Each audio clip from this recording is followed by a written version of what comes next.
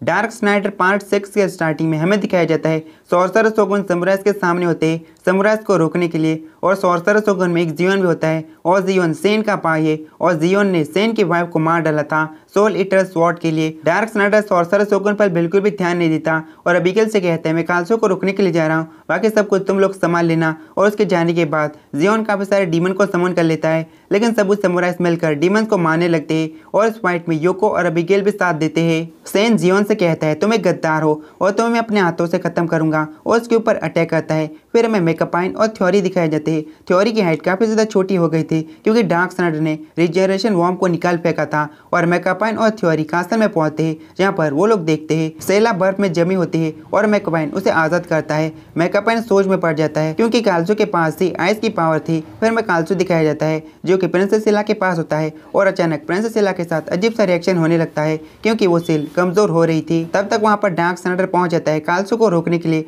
और वो दोनों कासल में फाइट करने लगते हैं और कासल में एक धमाका आता है। सॉर्सरर शोगुन और समुराई का ध्यान काल्सो और डार्क स्नाइडर के ऊपर जाता है जो कि आसमान में होते हैं। वो दोनों अपने मैजिकल स्पेल से आपस में फाइट करने लगते हैं। काल्सो अपनी आइस का सबसे अल्टीमेट अटैक करने वाला था और डार्क स्नाइडर भी स्पेल को पढ़ना शुरू कर देता है। काल्सो अपने स्पेल को पूरा करते हुए अपना अल्टीमेट अटैक डार्क स्नाइडर के ऊपर कर देता है। अटैक का प्रेशर इतना ज्यादा होता है योको को सामने शील्ड बनानी पड़ती है, लेकिन उस खतरनाक अटैक के बाद भी डार्क स्नाइडर बच जाता है। असल में डार्क स्नाइडर ने अपने स्पेल का इस्तेमाल खुद को प्रोटेक्ट करने के लिए किया था। अब डार्क स्नाइडर के पास मौका था। डार्क स्नाइडर मौके का फायदा उठाता है और काल्सो के ऊपर अपने अटैक का इस्तेमाल करता है। काल्सो उस अटैक से सीधा हिट होता है। सभी समुराई और बाकियों को लगने लगता है डार्क स्नाइडर इस अटैक के साथ जीत जाएगा, लेकिन काल्सो बिल्कुल सही सलामत होता है। और दूसरी तरफ सॉर्सरर शोगुन के 3 मेंबर प्रिंसेस सिला के पास जा रहे थे सेल को तोड़ने के लिए, लेकिन उन तीनों के सामने गारा आ जाता है और सॉर्सरर शोगुन का एक मेंबर गारा के ऊपर अटैक आता है, लेकिन गारा सिर्फ उसे एक पंच मारता है और उसके दांत भी तोड़ डालता है। पर दूसरा मेंबर उसके ऊपर अटैक करता है, लेकिन थंडर एम्परर नहीं वहां पर आ जाती है और उसे दूर फेंक डालती है।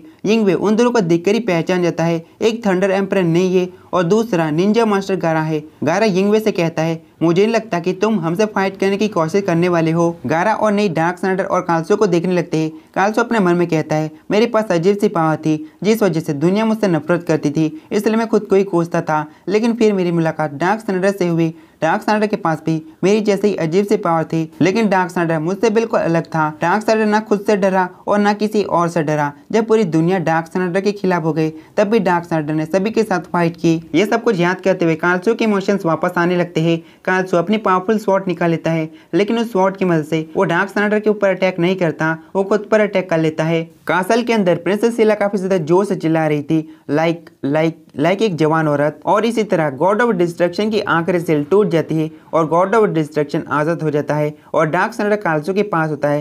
काल्सो डार्क स्नाइडर से कहता है जब तुम्हारी फाइट लार्स से हुई थी तब तुम दोनों की डेथ हो गई थी और तुम्हें याद ही होगा काफी समय पहले मैंने तुमसे वादा किया था मैं तुम्हारा साथ दूंगा इस दुनिया को जीतने के लिए। तुम्हारे मरने के बाद मैंने तुम्हारे लिए पूरी दुनिया को जीतने के लिए गॉड ऑफ डिस्ट्रक्शन की पावर का इस्तेमाल करने के बारे में सोचा, पर गॉड ऑफ डिस्ट्रक्शन की पावर काफ़ी ज़्यादा खतरनाक थी। उसने मुझे मैनिपुलेट किया और मेरी यादों का इस्तेमाल किया। डार्क स्नाइडर काल्सो के लिए आंसू बहा रहा था और सीन पास में जाता है जहाँ पर डार्क स्नाइडर ने काल्सो से कहा था मेरे आंसू नहीं निकलते, मेरे पास कोई भी इमोशन नहीं है। और सीन प्रेजेंट में आता है। काल्सो अपने मन में कहता है डार्क स्नाइडर तुम्हारा खोया हुआ हिस्सा तुम्हें वापस मिल चुका है। और अचानक काल्सो की बॉडी में से अजीब से टेंटिकल्स निकलने लगते हैं। असल में काल्सो की बॉडी के अंदर गॉड ऑफ डिस्ट्रक्शन के टिश्यू सेल मौजूद थे, इसलिए काल्सो एक मॉन्स्टर में तब्दील होने लगता है। और सॉरी गैस सील अभी तक टूटी नहीं है, अभी तक चिल्लाना जारी है। तो गैस अब सील टूट चुके हैं। सील के टूटने के साथ ही कासल के अंदर से काफी सारी ब्लैक एनर्जी निकलती है और सभी को इसके बारे में पता चल जाता है। जुडास कासल के नीचे गॉड ऑफ डिस्ट्रक्शन था,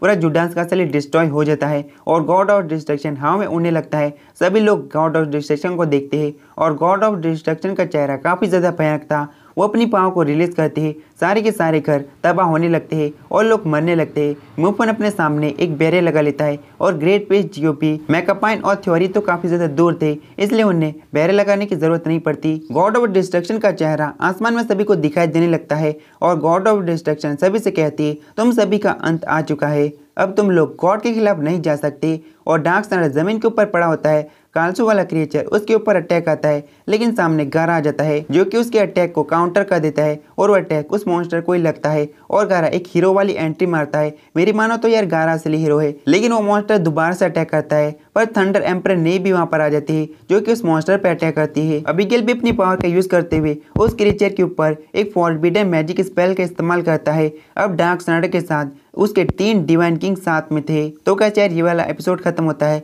अगला एपिसोड आएगा उसके बाद ये वाला इनमें खत्म हो जाएगा सीजन 2 भी।